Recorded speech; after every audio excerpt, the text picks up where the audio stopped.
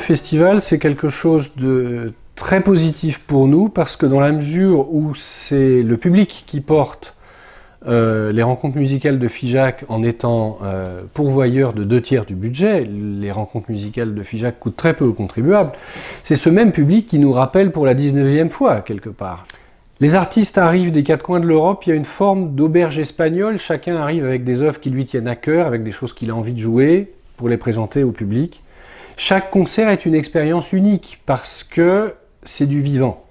À chaque fois qu'on commence à jouer quelque chose, on n'est pas sûr qu'on ne va pas casser une corde, qu'on ne va pas tout d'un coup avoir un trou de mémoire, que voilà. Chaque artiste arrive avec ses affects, potentiellement sa vulnérabilité, et il va mettre ça entre les mains d'un public qui quelque part va apprécier, juger bien sûr, puisque on a beau dire je ne juge pas, je ne suis pas dans le jugement, tout ça. Ce qu'il faut, c'est pas condamner, mais bien sûr on juge, on évalue ce qu'on perçoit.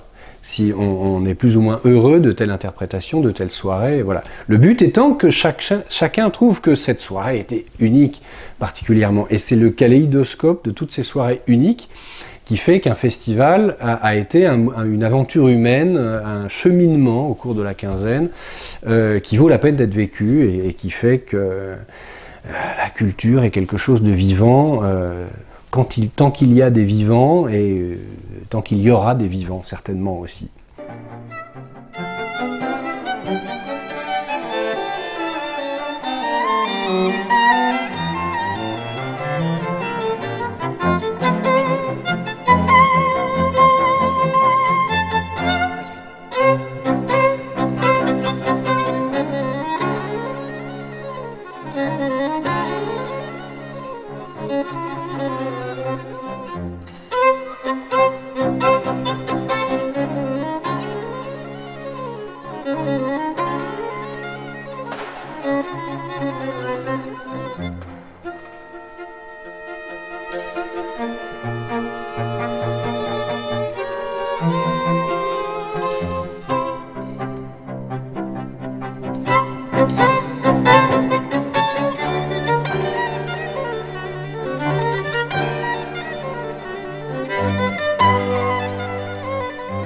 Cette année, il y a une thématique générale de programmation qui est les écrits de compositeurs autres que leurs compositions. C'est-à-dire quand ils écrivent un journal intime, où ils racontent ce qui leur arrive dans leur vie, leur tristesse, leur joie, quand ils écrivent un compte-rendu de voyage, quand ils écrivent des lettres.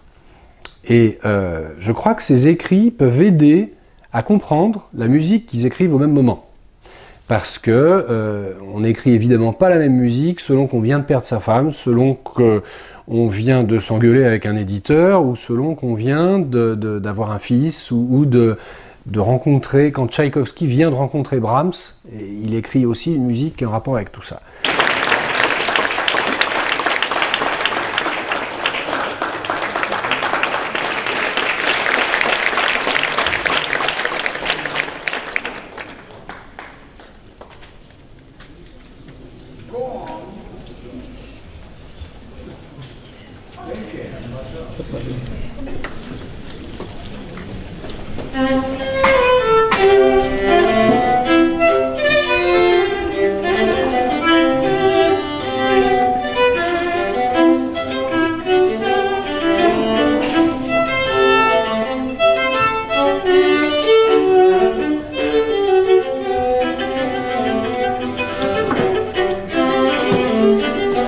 Alors la pratique du violon et la pratique artistique en général, c'est l'aventure d'une vie. Elle reflète qui on est et elle alimente qui on devient.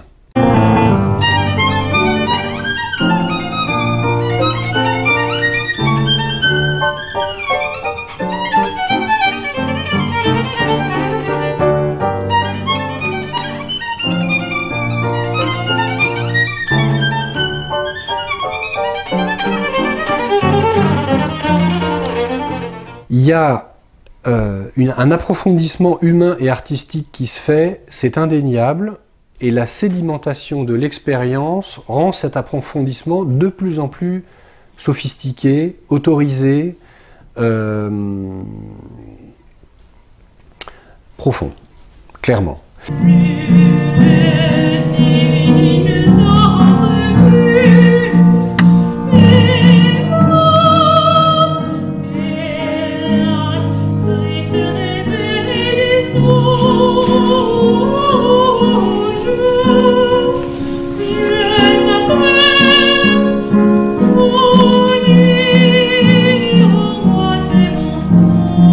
Mais il y a aussi une dimension sportive dans l'artiste-interprète, qui a sans doute beaucoup moins dans l'artiste créateur, compositeur en particulier, en ce qui me concerne.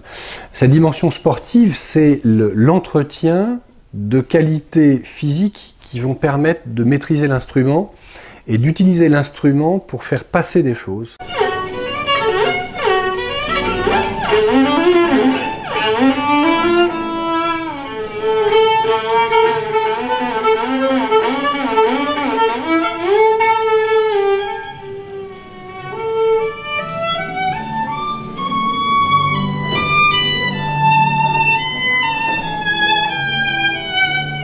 D'utiliser l'instrument comme un vecteur de l'émotion par des sons, qui est l'expression musicale.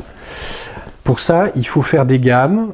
Dans cette pièce, je m'enferme des heures à travailler chaque doigt, chaque déplacement, l'archet, le vibrato, tout ça. Et ensuite, quand on apprend une œuvre et qu'on la travaille en la remettant 1000 fois en question, en remettant notre interprétation 1000 fois en question, c'est pas l'œuvre qu'on remet en question, elle a fait ses preuves bien avant nous, on essaie de mettre nos pas dans ceux du compositeur, de mettre notre modeste talent au service de son immense génie, ce qui est intimidant quelque part, mais il faut créer une connivence avec quelqu'un qui est mort depuis longtemps. Mais elle se crée, parce que si ce quelqu'un est un génie, et si sa musique a perduré par les siècles, c'est que cette connivence est quelque part une évidence, même si elle a quelque chose de définitif par le fait qu'il y a une porte qui a claqué le jour où le compositeur est mort, on ne peut plus lui demander rien. Il ne peut plus s'exprimer qu'à travers un bout de papier. Et nous, notre boulot, c'est de donner vie à ce bout de papier, et de le défendre, comme le ferait un avocat, auprès d'un public qui va dire « Ah, cette musique est géniale !» ou au contraire, oh, ouais, c'est un peu long, voilà. Et la différence entre l'un et l'autre, c'est nous qui la faisons. Donc c'est une grande responsabilité, c'est aussi très exaltant, et il y a une notion d'approfondissement dans la culture de l'aventure humaine, et on le transmet aussi avec des élèves. On enseigne toute la journée dans le festival à Figeac. Quand on est avec des élèves, il y a une dimension de verticalité, c'est-à-dire que celui qui enseigne et celui qui sait, il essaie d'insuffler ce savoir à celui qui est intéressé de l'acquérir. Dans le concert, il y a une dimension plus horizontale. Celui qui joue essaie de faire partager les affects qu'il a à un public qui vient désireux de partager des sensations. Et quelque part, la dimension verticale de l'enseignement et la dimension horizontale du concert sont l'abscisse et l'ordonnée d'un festival qui se positionne avec un point qui, toute la journée, varie. Le soir, plus vers le concert, la journée, plus vers l'enseignement. Et le positionnement du festival, en fonction de cette abscisse et de cette ordonnée, c'est son identité, et c'est comme ça qu'il vit depuis 19 ans. Et les stagiaires, les étudiants de masterclass, les enfants du pays qui apprennent l'instrument, et le public, ce sont eux aussi qui placent le point du festival.